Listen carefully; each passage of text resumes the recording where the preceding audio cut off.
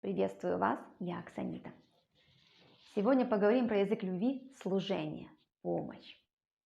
Люди с таким языком любви, они сами помогают, постоянно действуют, на них можно положиться. То есть, если они что-то пообещали, они это делают. Они проявляют свою любовь через помощь, физическую помощь. Они всегда помогают. И так же само они ждут помощи к себе, так же само они хотят, чтобы им помогали, даже, можно сказать, служили. Какой минус этого языка любви? Тут такой перекос.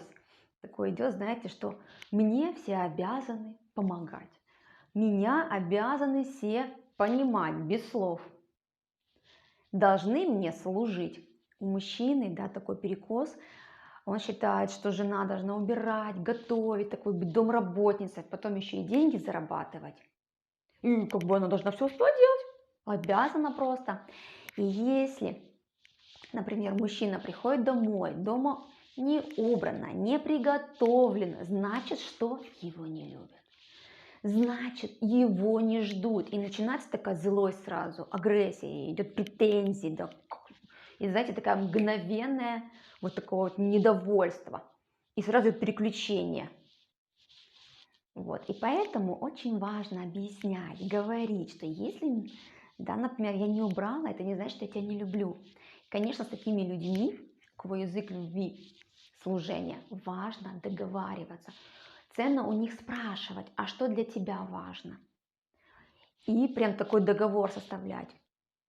И если вы же понимаете, что у вашего возлюбленного такой язык любви, то обязательно вписывать в свой график дня, когда я убираю, когда я готовлю, когда я уделяю время семье. Это прям очень ценно. Потому что если вот немного провтыкивать, то начинается на ровном месте, как бы сказала, казалось, скандалы. Так же самое, если у девушки язык любви служения, то у нее прям тотальный порядок, все чистенько, аккуратненько. И она прям может, понимаете, западать в эту красоту, чистоту и постоянно пахать, убирать, убирать, убирать и слишком много уделять времени чистоте. Вместо того, чтобы просто посмотреть в глаза своим близким, просто их послушать, просто их увидеть, ей некогда. Она убирает, убирает, убирает. И вот тут такой перекос. Люди с таким языком любви, они воспринимают других только через действие. То есть ты обязан делать то, то, то. И у них отсутствует такая сердечность. Отсутствует понимание, что нужно поговорить, побыть вместе, пообщаться. Для них это, знаете, пустая трата времени. Лучше за это время поделать кучу всего, перекопать огород, там закаток сделать кучу. Как это так, просто тратить время впустую? Особенно, знаете, это такая боль больная, если у женщины, например, язык любви качественное время, и ей важно качественно проводить время. А у мужчины, например, служение. Что там просто время проводить? Надо служить, надо пахать и все делать.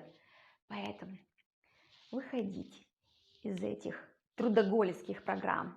И если вы видите, что ваш любимый постоянно от вас требует хозяйка, домработница, будь домработницей, это не значит, что он вас не любит.